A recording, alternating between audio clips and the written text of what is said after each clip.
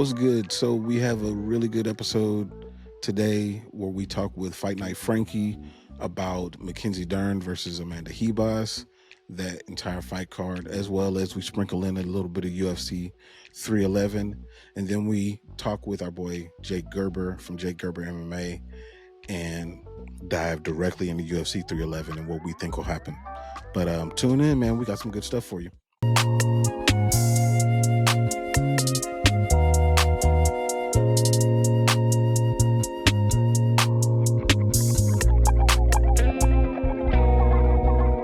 So it's none other than the YouTube celebrity MMA live stream extraordinaire. Oh man. No, my boy Fight Night Frankie. What's going on, man? I'm good, man. How you doing? It's really good to be back doing this again, as always. I Yeah, know I say this all the time, but it feels like if we go a couple of weeks about doing this, it's like, you know, feels like a long time. So I'm just glad to be back in front of the camera with you again, man. yeah, for sure, for sure. Yeah, it does feel weird um not doing it as consistently, but holidays, man, holidays. Like the holidays were crazy.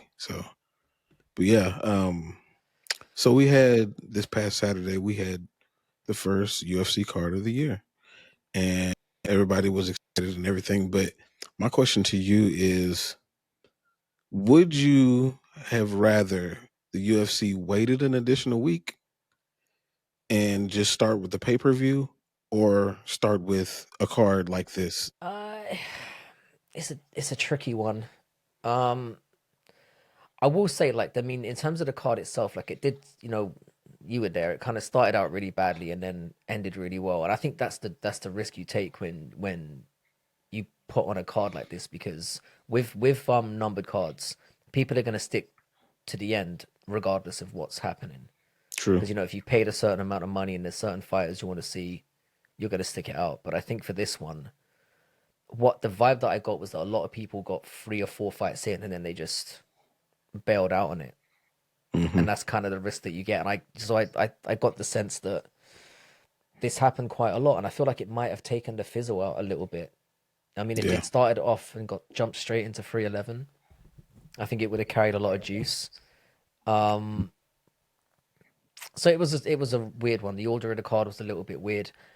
My gut, when you said this to me, I thought it was a very interesting one. I think my gut feeling I'm going with is, if I was in charge of the company, I would have started it off. My feeling is, start the year off as you intend to continue it and to finish it. And I True. think starting off with something as huge as 311 would have been a great statement to start the year out. So I would Yeah. have done it like that. Yeah. I think I'm in favor of starting the year with a pay per view. Um, it's just, I don't know. You have all that anticipation. You want to kind of stick the landing from the anticipation between the last card of the year to the first card of the new year. So I feel like like you said, they miss an opportunity when they don't make things more of a spectacle than they did. Starting with the fight night card. I mean, I think the card was a good card. I don't think it was terrible by any means, but um, it's just you're not getting that bang, that loud, announcement that the UFC is here type of thing. So I don't know. It was kind of whack, but I mean, hopefully that's not a sign of things to come throughout the year. I'll say that much. I'll say that. But so thinking about Mackenzie Dern in general, like we've kind of talked before about her striking, or like lack thereof, I guess. But she beat Amanda Hebas. She submitted her, but did her stock rise, or did anything change for you as far as the way that you look at her? Uh, this might surprise you. It did a little bit. Um, I think when you get like a main event win, it's always going to have a positive impact on your career. I think when you're headlining a card and you get a victory, it obviously means something, especially in a rematch against an opponent that you've previously lost to, because it demonstrates growth. Yeah. You've come from one place, and that you've improved in the game, and I think that means something. I think the fact that Dern is obviously clearly very well favored by the UFC as well. I mean, even her boyfriend keeps getting fights, and he really sucks. He's pretty bad. So He's pretty bad. she's clearly got some clout. Um, and we know she's got the cake as well, so that obviously doesn't hurt the It does help. situation. Um, I think the best thing for her right now is the victory alone is good in itself, but she might benefit from the fact that the division itself right now is kind of weak. And we Yeah, were talking about this a little bit lately. I mean, Tatiana Suarez is getting a title shot despite not fighting twice in 4 years, which yeah, kind of says everything. true. And everyone who's above Dern right now has either had their shot or is coming off a loss.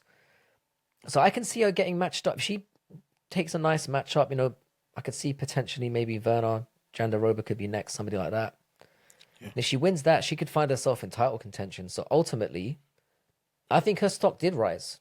And I think it yeah, was again, it was a positive step in the right direction for her. yeah. I think she's one fight away. I think she's one fight away. Um, and especially if she gets a submission or some sort of finish, they want her to be in that conversation. It's very, very clear. So I think that that's where she is. Like her skills, to me, I don't know. I still can't tell whether that improved or not. It could have, but like I feel like it would. She fought a fight that a veteran would do, as far as like putting it in a situation where she's going to have the advantage. So Hmm. if anything, that improved for sure. But as far as her striking, I still don't. Jury's out for me, but I still think she's just because of how popular she is. Yeah. I think the big thing for me is like her takedowns have really improved because Mm, she was very one trick and that obviously she's a very, very good jiu-jitsu practitioner. I mean, I don't think she's as I think the hype around that is a little bit I found it a little bit too much. But again, I'm mm. not an expert. I'm somebody who's a couch warrior, as we know. Um, but from what I've seen, I mean, obviously the professionals obviously have more of an insight to this than I do. But I've never really found her too amazing at what she does. But she was very one trick in that regard. It was more like she needs to get people down there with her as opposed to dragging them down. So the fact that she's able to land takedowns and stuff now, a little bit more effectively holds her in good stead, and she's a pretty big girl for that division. So Yeah, potential's there. There's a path to get there for sure, and the yeah, UFC wants her there. So yeah. They do. Yeah, they do. yeah, she's So got a good chance. thinking of another fight on the card, and I'm sure you want to talk about this one. This is one of your favorite things to talk about. Um, our old friend Chris Curtis came up short against Roman Kopylov, which I'm excited about what Roman Kopylov can do, and I'm a big fan of his. But for Chris, um, obviously, it's well documented how I feel about Chris and how I hope he does well. But he finds himself in these situations all the time, and it is kind of hard to defend in some instances. But what was your take when you saw, you know, just right after Mark Smith came over and called the fight and his reaction? Like, what was the first thing that went through your head? Well, as you know, like we did a live just before it where we did our picks, and I picked Chris Curtis, and the chat weren't very happy with me. They gave me a little bit of a torching for that, said I was stupid, and said some other unkind stuff. So maybe I had, and despite that, like I didn't have a problem with the stoppage. I thought like he was very badly hurt in the moment. I thought, regardless of the stoppage anyway, I thought he was on his way to losing the fight 2-1 anyway. I know there's a disparity, obviously, between losing a fight by KO and losing a fight by decision. And you never know with the judges. If you make it to the final bell, you never really know. But it seemed very clear to me that he was losing that fight. Me too. Having said that, though, I mentioned this yesterday when I was live, and I'll say it again. I stand by this. Like, I still thought he was robbed. Um, and it was more to do with, again, what we've spoken about with infractions and cheating in the UFC still being a problem because I think like there at that point in the fight where we were at kind of in the midpoint in the second round, I felt Chris Curtis was figuring him out, was hurting Kopylov quite a bit. Kopylov looked tired. And there were two very crucial moments in that at that moment in the fight. The first one was I think an eye poke. that stopped the fight for a minute, and then a minute or so after that, he landed a nut shot, which then caused the fight to be stopped by another minute or minute and a half, 2 minutes, which is a significant amount of time when you're hurt. To get that sudden extra time, gave Kopylov the chance to recover, and then he was able to kind of push on from there and do really well.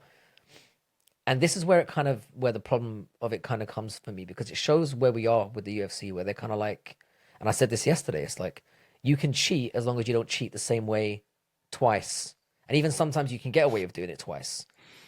Yeah. So it's like it was an eye poke, and it clearly affected the flow of the fight. If a point gets taken, and Chris Curtis makes it to the end, and looking potentially at a draw, and maybe even Kopylov has to fight differently if he knows a point's been taken. I don't know.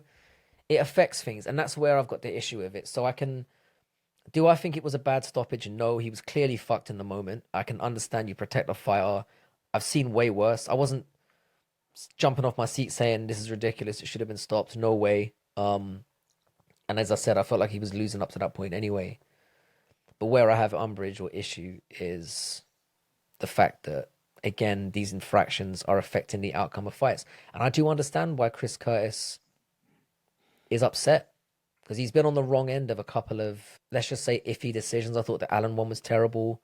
It was. That was bad. It was awful. It was a terrible decision. Yeah.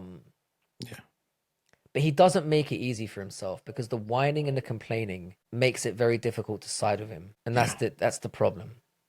But I understand it. I get where he's coming from. Yeah. I mean, and that's what kind of in, conversation with people who have the opposite take on him. That's I kind of give him the benefit of the doubt. That's what, to me, all those are. Like, I know that you were beating Brendan Allen, and I also know that you should have been in the top 10. However, it's very Aljamain Sterling of a person when they do things like that, because of the perception matters as well. And as much as people want to say it doesn't matter, it matters. And that's what people see now. And that sucks, because I think that he's a great fighter. He has a great story.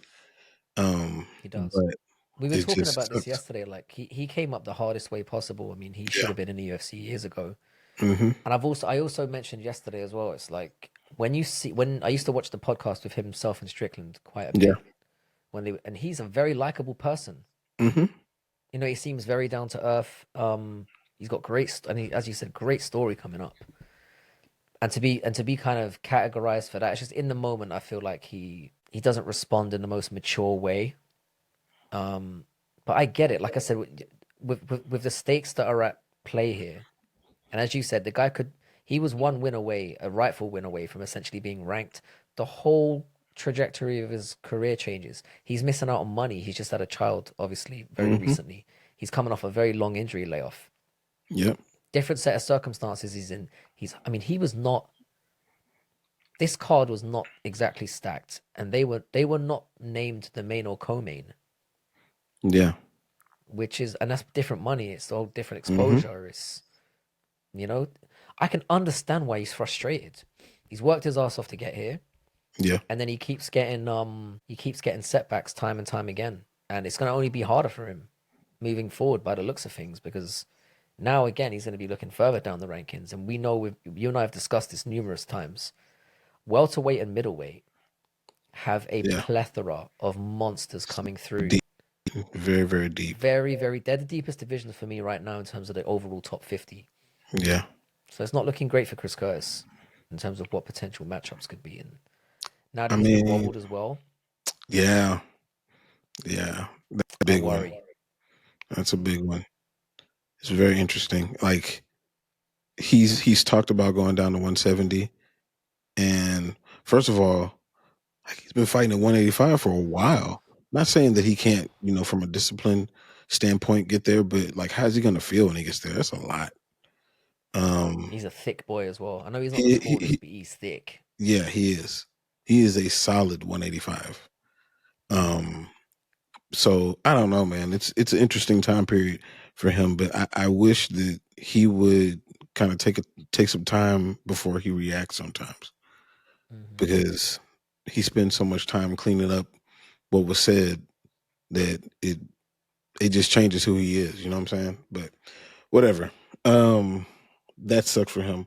But I want to talk about the card that's coming up. So UFC 311. One of the fighters that's on that card, biggest favorite, I believe, is Peyton Talbot, and he's fighting. Is it Ronnie Barcelos? Barcelos, Yeah, Barcelos, yeah, yeah. yeah. So, like, what do you think that this is the kind of test that we need to see from him? Is this like the right step for Peyton Talbot, or should he be fast tracked faster than this? I mean, no, I think it's great for him in terms of like he shouldn't be rushing too far too fast. I mean, what, he's 26 years old, right? Yeah, Something like that.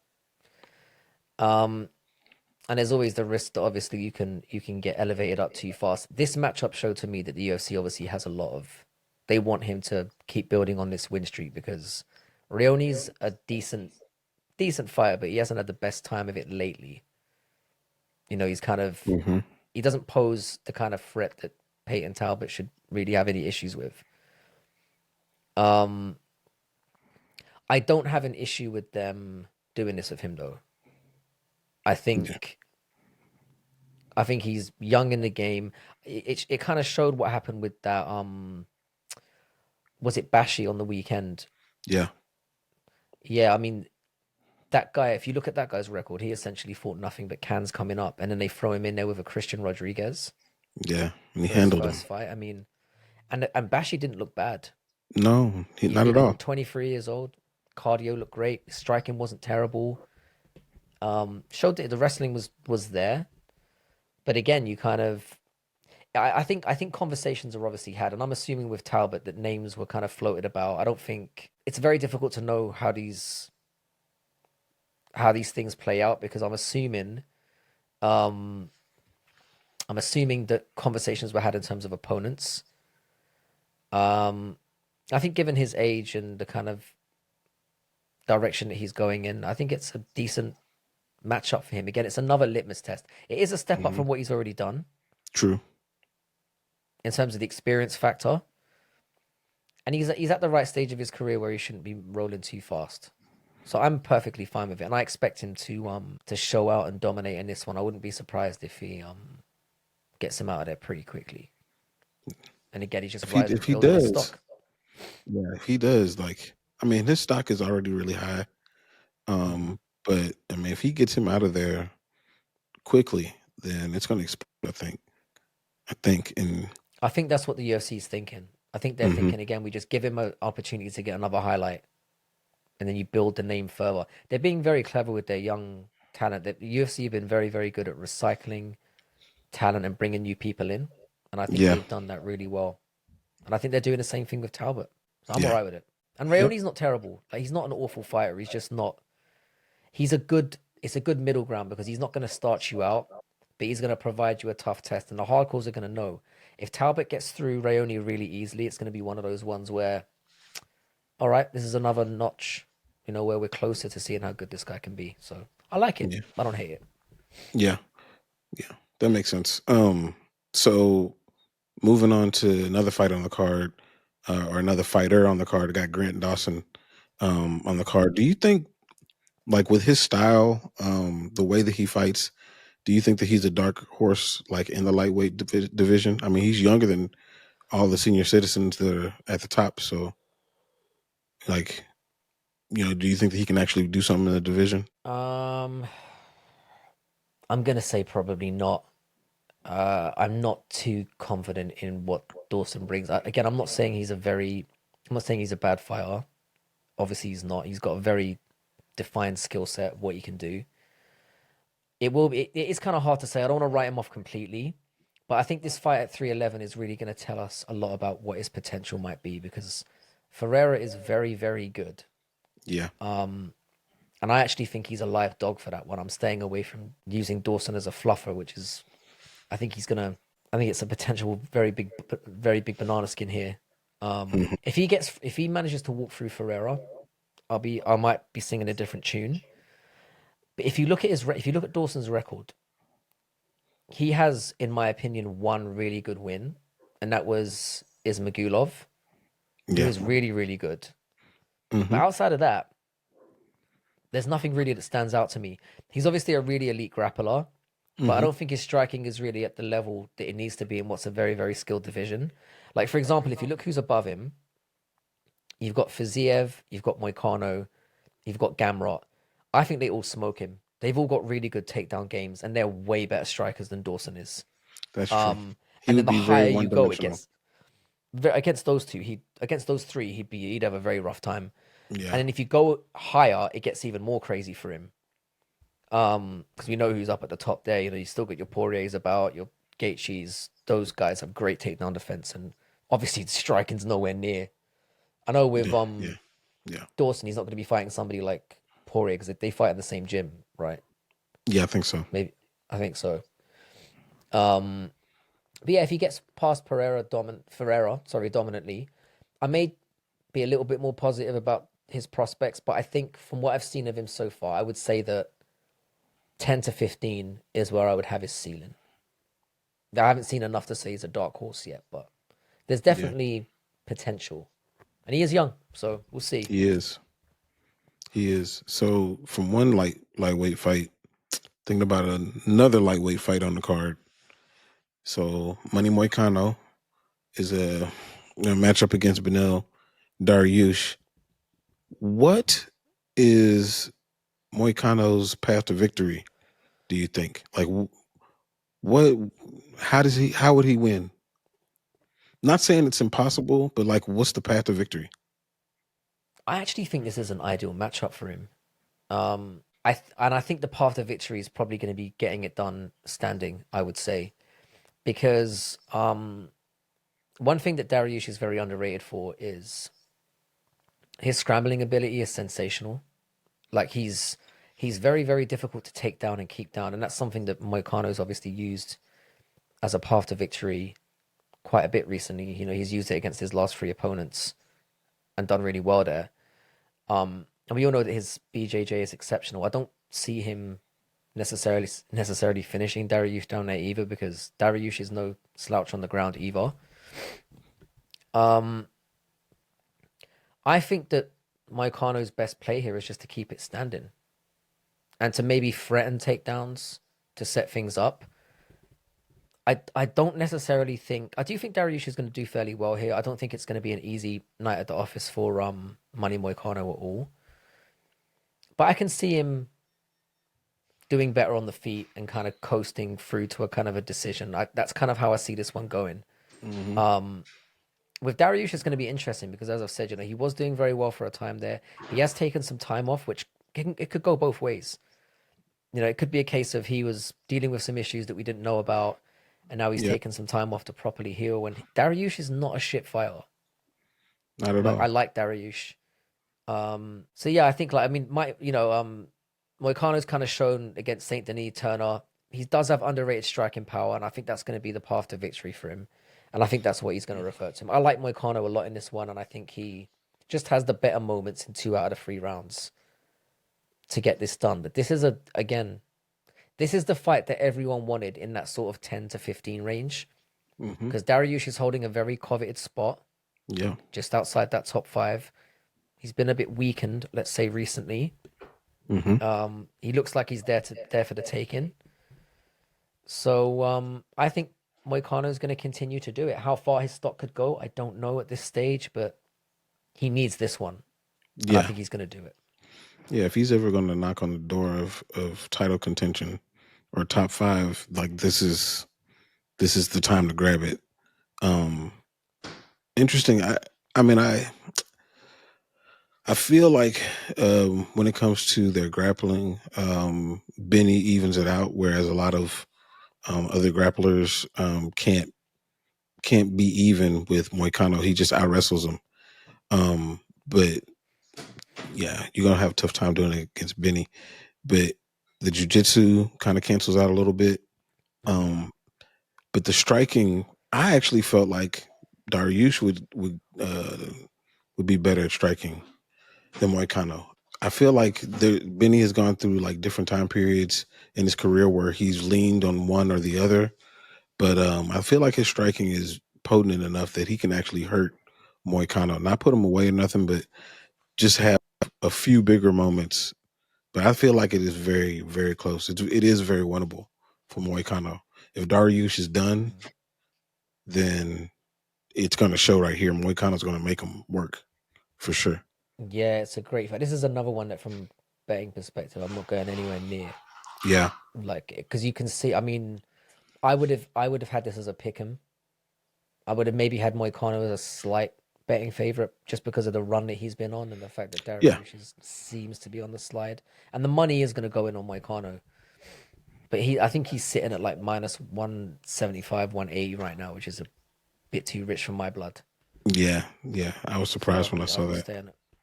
Yeah, I'll be staying. It's a great fight. And again, this, just to put us on to underline this, I mean, this fight is early on the main card, right? Yeah, This card is unbelievable. yeah, it is. It's a really, really good card. Really good card. And this should be one worth watching. And I hope Moicano gets it done because he deserves to be in Dariush's spot now anyway, after Yeah, what he's done. yeah, I would say. Him being ranked below Chandler is mad to me. Hey, man, I don't know why they don't do that rule. Like, you haven't been fighting for a certain whatever time period. Like, you got to be out of the rankings, and that would have already happened before he had his last fight. I don't think that Michael Chandler should be ranked. Even activity or not, bro, two wins and five losses, and you're ranked seventh. Yeah, I it's know pretty. he's kind of the except. He's not the outlier. He's like the exception that proves the rule kind of thing. But it's just mad to me. Yeah, It's yeah, mad. But yeah, you know, it is what it. And I hope, like I said, I want him to win more for the fact that I feel like he'd be undeniable in that spot now. They'd probably find a way to screw him over somehow still, but he'd be knocking on the door of top five. And I think he brings that entertainment. He's a very good fighter. hmm His fights are entertaining, but also the motherfucker can talk as well. So yep, I want to see him rise. I like him. I liked him for a while. So yeah, I hope he gets it done. yeah. So yeah, when it comes to Kevin Holland, um, do you feel like he? First of all, his career is looking very Cowboy Cerrone to me. But Mhm. do you think that he's ruining his career by saying yes all the time? If any other fighter was doing this, I would say yes. But he's been very, very clear with his intentions kind of from the beginning. He's here to make money. Yeah, And he's clearly he's making a very decent amount of money now with the UFC. I mean, I think he's on something like 300 and 300. And he's made more money than that in, stepping in short notice in different events and whatnot. hmm Like I said, if this was anybody else, it would probably be the dumbest way to go about your career as a mixed martial artist. However, like, I feel like the UFC kind of loves him for it. He's kind of become that dependable person yeah, that you can call upon to, we need you for a fight, bring you in. And I think he's kind of made himself uncuttable from that perspective. Like, I don't feel like any amount of losing would really lead him to a cuttable unless he went on a 7 or 8 fight loss streak, which yeah, he's nowhere near now. I mean, he's only one fight removed from a win, I think. yeah, Where he beat Oleksiejczuk, I believe. yep, And he's made a career by getting paid, and as I said, being willing to be active and willing to step up. And because yeah, of his personality and his willingness to do that, I feel like the company, it kind of works both ways as well. I feel like if Holland if he takes these risks and he gets himself on a 2 or 3 fight win streak, he'd be closer to getting a title shot opportunity than most others would be because he is very liked within the company. yeah, And in terms of his matchup this weekend, I don't think this is terrible for him. I really don't. Like Derrida, I saw Derrida's fight against GM3, like I can't burn it out of my memory. His stand up was dog shit. yeah. It's It was bad. genuinely awful. So I think if Holland can be smart and like keep length here and step away, I'm not saying he's going to win the fight, but I can definitely see a path to doing so. His BJJ isn't awful. I'm surprised he acts so shocked when he's on the ground sometimes because he has wins on the ground. So I don't know. It's in terms of how he's going about things. I think he's made enough money to sort of. He could probably stop fighting tomorrow and he'd be good. You know, he's easily a Yeah, millionaire, which if you consider he's been nowhere near title contention, really yeah, is an it's true. achievement in this sport. It So is he's probably got a few million in the bank, and he doesn't seem like a very flashy individual in that way. He's not. not crazy, like not over the top. No, I don't think he likes nice things, but like he mm, doesn't go crazy wild with it. It doesn't look like, at least. no, it doesn't. He looks fairly humble when it comes to that stuff. So I think he's Yeah. doing. But he's. I wouldn't recommend that anybody else do what Kevin Holland's doing. Is what I'm No, saying. no, no, no, no. He's actually trying to buy a bull. I saw that the other day. I'm Trying to telling you, what? he's turning into Cowboy Cerrone. He's He's trying to literally buy a bull. following the blueprint. It's crazy. It's the same thing. Black Yeah, Cerrone. Black Cerrone. I'm all for it. I'm all for it. I love Kevin Holland, and I think the fan base generally does, and I just want to see good things for him. And I Yeah, think man. I hope he wins again. Is another one I hope he wins on the weekend. I hope he wins too. I think everyone does, and it's Yeah. not because everybody dislikes Derrida. It's just love Kevin Holland. I want to see him. Want to see him See what I'm saying? It's the same turn around. thing. It's the same thing. That's crazy.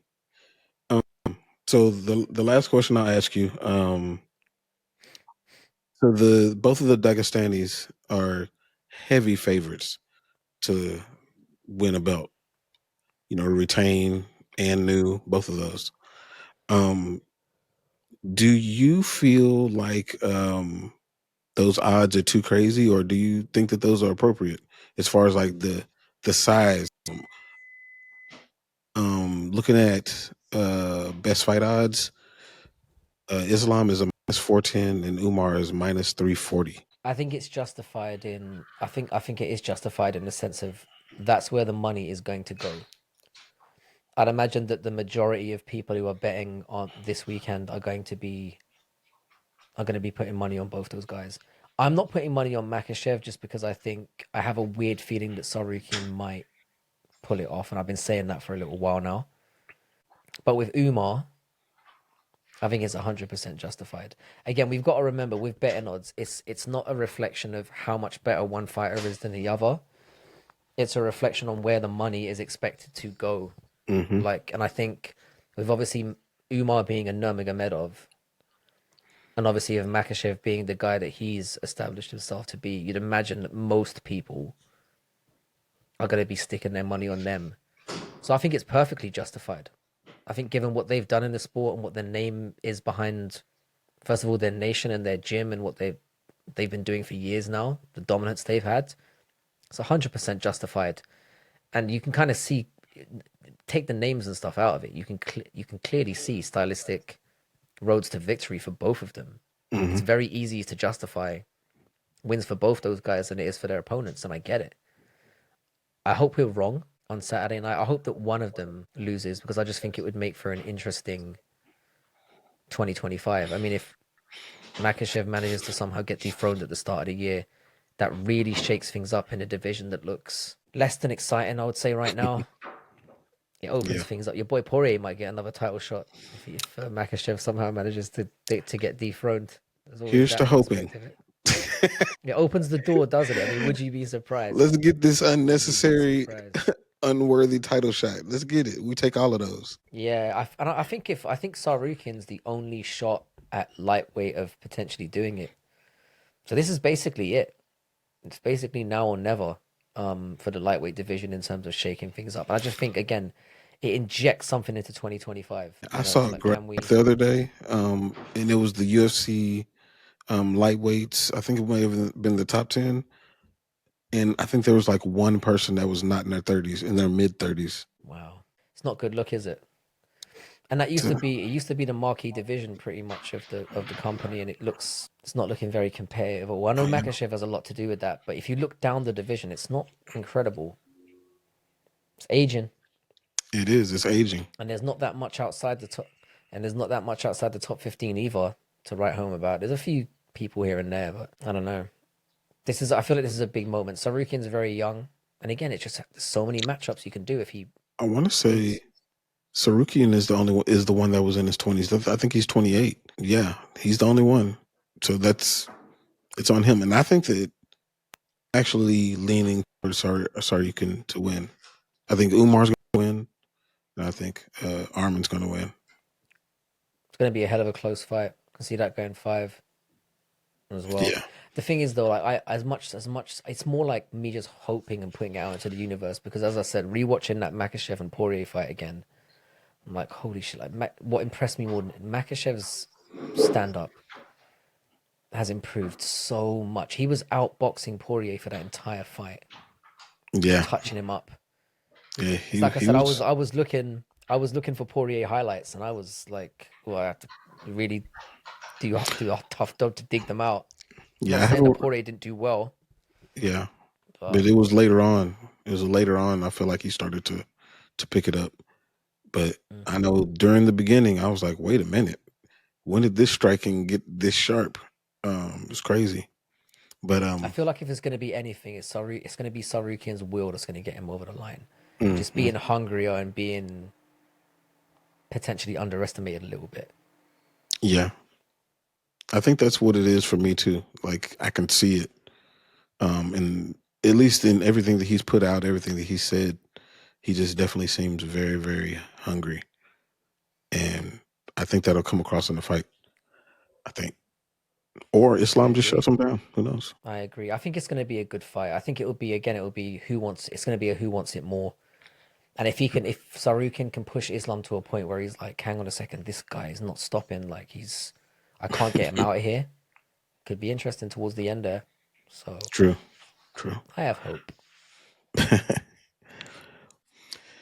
All right, so obviously we have UFC 311 coming up, and I'm excited for it. I actually kind of wish that we started with this instead of the fight night. You know, not to say it was terrible, but I like to come in, with a bang. But I got my boy Jake Gerber from Jake Gerber MMA on, and I have questions. I have questions. Let him rip, man. All right, so the first thing is what okay, so Yuri Prochazka is fighting Jamal Hill, both former champions, both didn't have a good time with Alex Pereira. Um but and they were scheduled to fight, before, everybody remembers that video. But my question is what happens to the loser of this fight? That's a good question because I think whoever wins is putting themselves in position to. It sounds like we have Pereira versus Ankalaev next, and depending on how that plays out, like if Ankalaev wins, we're going to get a rematch. So I think that could delay it a little bit. I think the winner puts themselves in position for a title shot, depending on who wins, because Yuri's lost to Alex twice. Hill's lost to Pereira, but there's the rematch for Hill. So there's more options for Hill, in my opinion. But I think if Jamal loses, he's not in as bad of a position as Yuri. I think that Jamal has a little bit more leadway here to lose because he hasn't fought a ton of the top guys because he was out for so long. He hasn't fought an Alexander Rakic. He hasn't fought Ankalaev. There's still some options for Jamal Hill where Yuri's kind of already fought these guys. Other than Ankalaev, he's fought everybody now that he's fighting Jamal Hill. And considering that Yuri has already lost in a championship fight twice now to Pereira, he was able to beat Glover Teixeira, which was a great win. It was a great back and forth. I mean, Mhm. compared to how Jamal Hill did it, I shouldn't say it's a great win. It was still a solid one, but I Yeah. think overall, Jamal Hill can afford to lose this one more than Yuri can, given where they are in their careers, in my opinion. Yeah, no, I agree with that. Yuri is just in such a weird spot. This is the spot where you normally see other former champions look at other divisions, which obviously they've talked about before. Him dropping down to middleweight. I feel like if he loses, like that gets so much louder of him dropping down to middleweight. And I 100%. mean, can he make that weight at this age? I don't know, but he's very disciplined, obviously. So it would be a concerted effort to make it. But he's got a back against the wall situation, and that's a tough person to be fighting with your back against the wall. in 100%. Hill. Yeah, but so another fight that's on the card, and this one's kind of under the radar. I will be honest, I am not excited about the fight at all whatsoever. Is Jalton Almeida against Sergey Spivak, Yep. and my question is his placement. Do you think that his placement on the card, him being on the prelims before Peyton Talbot, do you think that that is indicative of what the UFC thinks of him? I think that it's partially that, and I think that the other side of it is they're not sure what that fight's going to deliver. Because with Jalton Almeida, he's an athletic freak, he's dangerous, and on his best night when he's aggressive, I think he's a problem for everyone, including Aspinall, inside of the heavyweight division. But when we get this Almeida that shows up that is like, I just kind of want to go in there, I don't want to get touched by anything, I'm just going to kind of play it safe. He doesn't land any significant shots. He becomes very boring, like we saw against Derek Lewis. And I think Mhm. ever since the Derek Lewis fight, the UFC looks at him as, I don't want to say a liability. They just don't know if he's going to deliver or not. And I think that they know a guy like Peyton Talbot, they have more confidence that he'll deliver than Almeida. Yeah, I think I mean, at least for me, that fight against Derek Lewis down in Brazil, that that immediately made me not a fan of Almeida. Like Yep. I was done after that. I mean, it wasn't it was a situation where I did not want to see him in title contention because I Mhm. just do not. The heavyweight division has enough problems on its own than having a champion who is not going to knock anybody out and is content with just laying on them to get a victory. Like nobody wants that. Nobody needs that.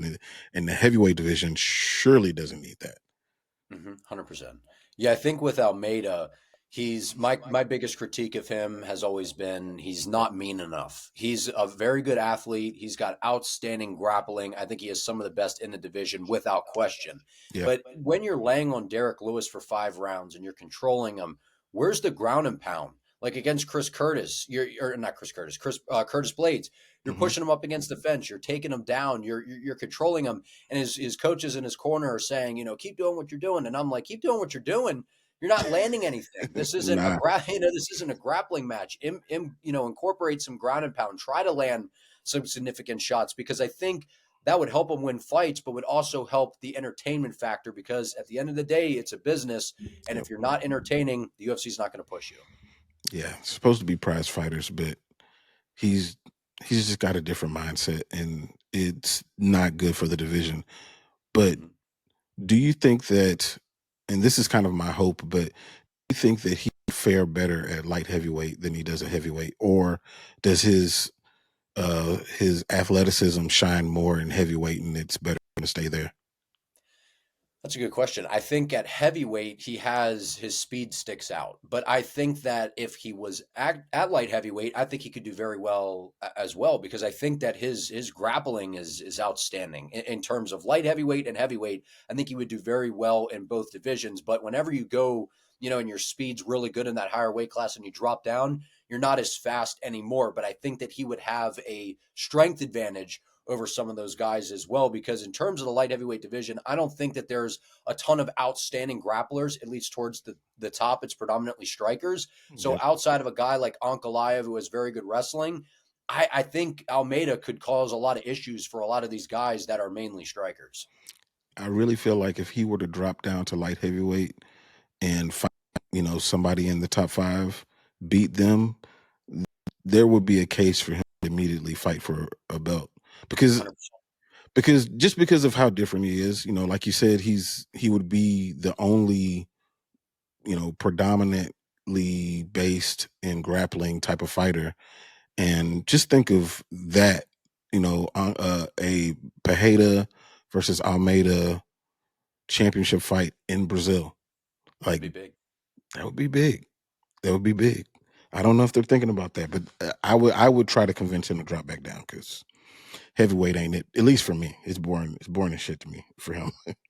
But I know I understand what you mean with that because again, like the UFC, it's one of the things where they're pushing people based off of the type of performances that you put on. And I think that the UFC wasn't sure with Evloev versus Aljo, which I know a lot of us had been saying for a while, that's going to be a great fight. It's going to have entertaining grappling scrambles. That's going to be a good fight to watch.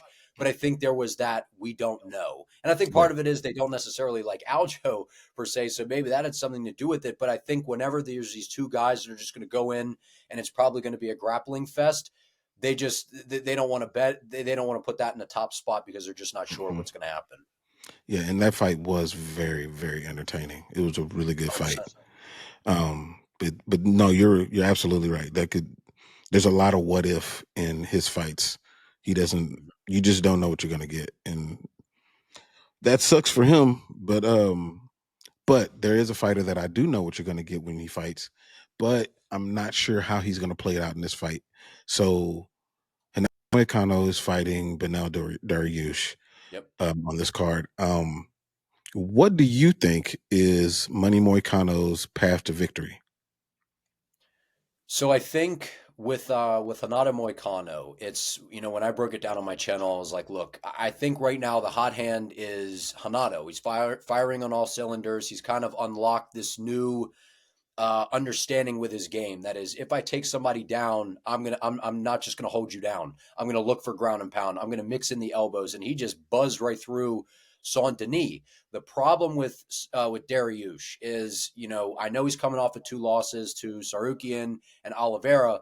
Those are 2 of the best in the weight class. 2 really well-rounded guys. So I don't carry that the same as maybe others will. But Moicano, I think, is going to have a hard time controlling Benny on the ground. So I don't think that Moicano, as much as I think he will try to mix in the grappling, I think he's going to have to try to fight this one out on the feet. And when he does have those moments to take Beneil Dariush down, if he can control him, he's going to have to try to slice him up because Benny he's very good on bottom. He's very good all around as a grappler. He's got excellent jiu-jitsu. I mean, I wouldn't say world class, but very, very high level. And he's hard to keep down. So I think if you're Moicano, you're going to have to mix it up because I think on the feet, Dariush carries more power as well. So it's a good question because it's a tricky matchup because I think no matter where you go with Dariush, he does present some dangers. I just think on the feet, he's not as dangerous. I know he does have some power, but I think Moicano is a little bit more technical than him. I think he can put out more volume than him. And I think that he has made some good improvements in the striking as well. So I think that if he could stand on the feet, try to lay out some of the volume against Dariush, I think he can find some success.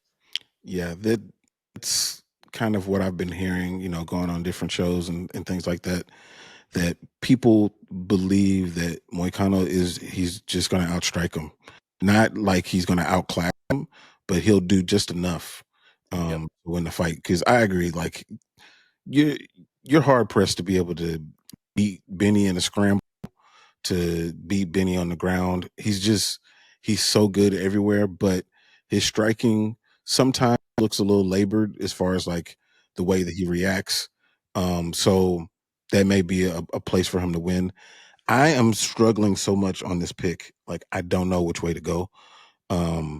Because like you said, I don't ding any as much for those losses because of who it was to. But on the other side, he lost to them in impressive fashion. He lost. Yeah. Yep. So I don't know. It's really tough. And I know I have to give my picks later on this, and I still don't know which way to go. I really don't.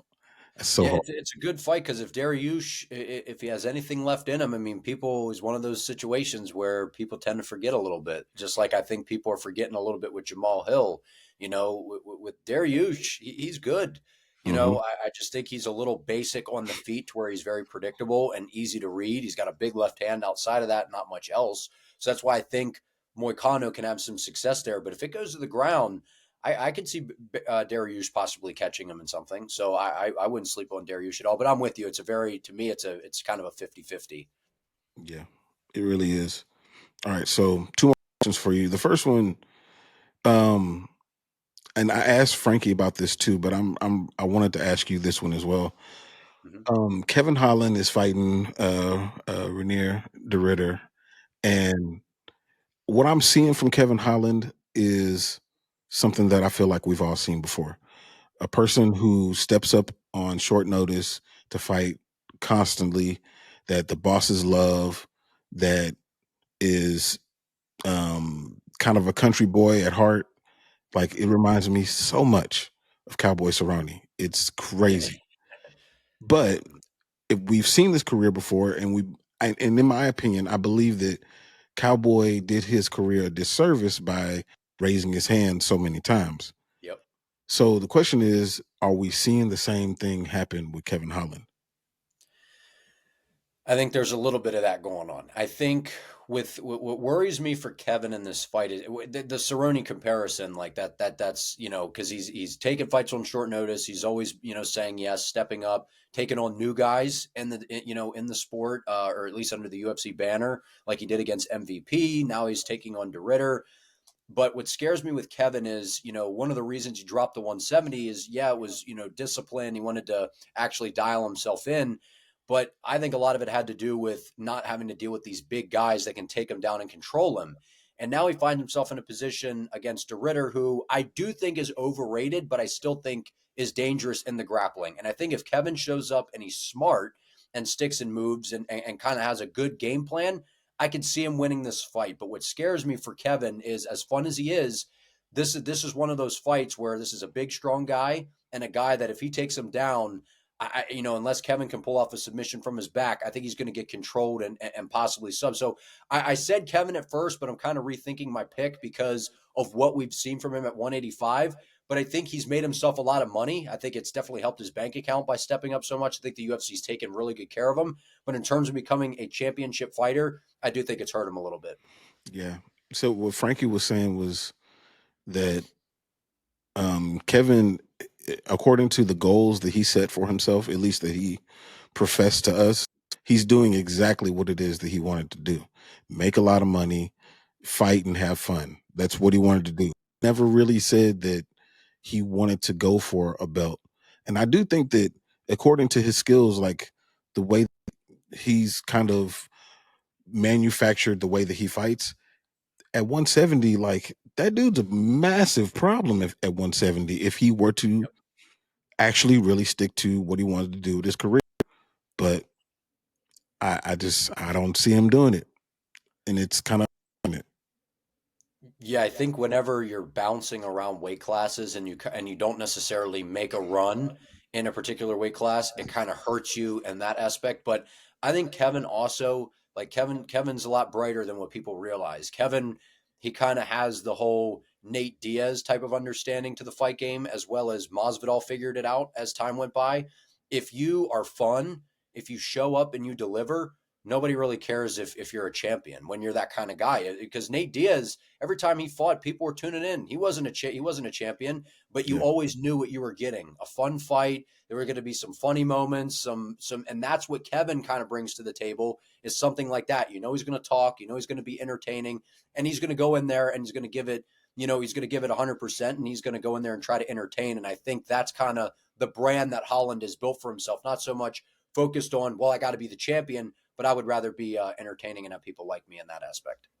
I think that's true. And those are very good comparisons. I think that that's a path that he can kind of gravitate towards, those people who didn't necessarily get the belt, but they believed that they were the belt. And I do think he still has some work to do to get to their level. Of course, those dudes did fight for belts. But if this is his goal, then he's doing a good job. But taking unnecessary losses, like I never think that that's good for anyone. No, not at all. Because it sets you back. It sets you back for sure. All right. So last question, and I was looking at the odds for the two championship fights, and both Dagestani gentlemen are favored heavily. I mean, it's kind of weird a little bit as far as how much they're being heavily favored. But do you think that those odds are warranted? Like, or do you think that they are those fights are a little bit closer than those odds are actually saying? I think both of these fights, and I've said that I'm going Umar and I'm going Islam to win these fights. I think that they're the better mixed martial artists, but these fights are close. And the minute that they got announced, the first thing I said was these are each other's hardest matchups in the division. I believe Arman is Islam's hardest fight, and I believe Islam is obviously Arman's hardest fight. While I think Merab is the toughest fight for Umar. And Umar, if I was going to build a fighter to beat Merab, it would be Umar. But the thing with Merab is you have to be man first. No, but once you start to get going, once you start getting going once Merab starts to get going and he puts that alien-like pace on you and you realize that he's a little bit more durable than you thought, he's kind of bouncing around, you don't understand what he's doing, and then he starts taking you down, he starts wearing you out. It becomes a little bit of a problem. And I think a lot of people think Umar's going to have the answer, but I think that fight is closer than I think how a lot of people are seeing it. Because while I'm Team Umar, I still recognize that Merab is very much what he brings to the table is very unique. It's not something that you really ever see, to where Arman, I think, is incredibly dangerous as well to Islam. But I think that the skills in which areas that they are both very good, I just think Islam is a step ahead. So I can understand Islam being more of a favorite, but I do think that the Merab versus Umar fight is closer than I think what people are realizing, in my opinion. No, I agree with that. So here's a piggyback question on that. Mhm. If both of the champions, well, if both of the dogs win, so Merab and Arman, how would they get it done? Well, with Merab, I always say he's a dominant decision winner. That's his game. He will win a decision and he will win it convincingly. There's really no split decisions with Merab.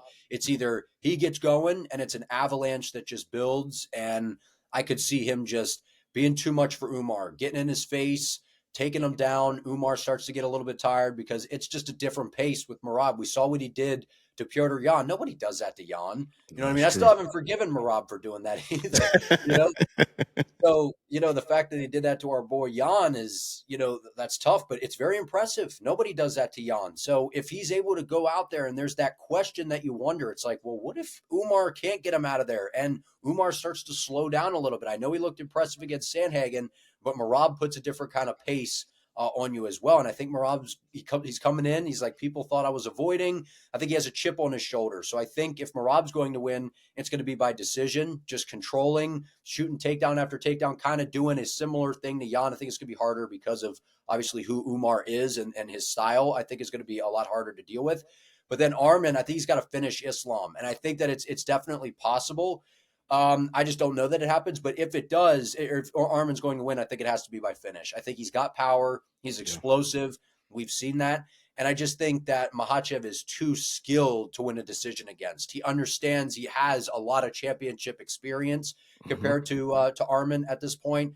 I think he's just got more tricks in the bag, and he understands how to win a fight when it goes into the deep waters. Where Arman, we haven't necessarily seen that yet. So I think that if Arman's going to win, he's going to have to try to throw caution to the wind at some point, because if he tries to just go back and forth very technically with Islam, I think he gets picked apart. Yeah, I would agree with that. I think that kicks are going to be very, very interesting in both these fights. So when it comes to Umar, like I feel like his kicks are his biggest offensive weapon as far as his striking. And if Merab is invading his space, he's not going to be able to throw those kicks like that. And 100%. so how is he going to use his hands to keep Merab off of him? How is he going to use his offensive grappling to make Merab work? So that part is going to be very interesting. When it comes to Arman's kicks are a big part of his offensive game. And Islam is the type of fighter who allows people to come to him so he can counter what they're doing. That gives him time to think, to make a decision. If Arman is content to stay at range, uses kicks, I'm curious how Islam chooses to play that particular game. Along with their grappling, both of their grappling is ridiculous, but I'm very curious how they choose to play those games, because their opponents are very different from the fighters that they've faced before. I mean, except for Arman, obviously they faced each other before, but that was so long ago. They're so different. So that that is something specifically that I'll be looking for as far as like how they choose to navigate the kicks from those opponents. It's really interesting. 100%. I think both fights are highly competitive. Like I said, I still think Islam gets it done, and I think Umar, what it comes down to for me, he's just the better mixed martial artist. He's better in all areas. I think Habib said it during the countdown that Marab's a better freestyle wrestler, which I could definitely see that. But I think with Umar, he can threaten with submissions. He's scrambly, he's wiry on the ground, he's hard to just control. We just haven't seen that. And Marab doesn't have the best control with the grappling. It's kind of people are like, I want, quality over quantity. With Marab, a lot of it's kind of quantity over quality at times with the grappling. He does take guys down and land some ground and pound here and there, but he doesn't always just hold guys down and control them. And Jan, he stuffed a lot of takedowns against Marab. And the difference with Jan, he's in the phone booth. He likes to fight in range. He likes to be very close, to where Umar likes to sit on the outside, and you gotta close down that range first. And some of those kicks that Umar throws, man, I think he's going to be throwing some dangerous shots up the middle to try to deter Marab. So I'm excited, man. Both fights super high level, about as high level as it gets in the UFC. Excited about it. So I said that was the last question, but I got one more. Yep. Okay. If Islam wins, I think this will be fourth title defense. Will he be the best lightweight ever? I think so. I think because when I look at who the best lightweight is prior to him, I mean, people debate, they kind of go back and forth. I think it's probably Habib. And when I look at what he's done, the resume that he put together, some of those big names that he added in, some of those defenses that he had. Now, I think if Habib stuck around a little bit longer and added to that, I mean, it would have for sure cemented him to where I think that Islam would still have more work to do to get to where Habib would have been if he stuck around. But I think when you look at what Habib has done, and now you look at what Islam has done, a lot of guys were avoiding Islam for a long time. So he had a hard route to the title in terms of he didn't have a lot of guys saying that, yeah, sure, I'll fight you. So, he goes out there, he beats Bobby Green, which that's not huge in terms of legacy. It's still a decent win. Beat Dan Hooker, who's right now is a top lightweight. We've seen some outstanding fights from Hooker. Beat Charles Oliveira, beat Volkanovski twice. And one of them was a nasty head kick. I know it was on short notice or whatever, but if he goes out there and beats Arman, who I believe is, outside of Islam, is the best overall guy in the division, it's going to be hard to say in terms of what we've seen in lightweight that he wouldn't be the greatest we've seen in the division, especially with as many defenses as he would have. Yeah, that's true. And beating Poirier too. Yeah, of course, that was a tough one, and that's one that they both have, similar on their resume. So yeah, it would be hard to say no. It would be hard to say no. Cool, man. I appreciate you jumping on, bro. Yeah, man. Thank you. Yeah.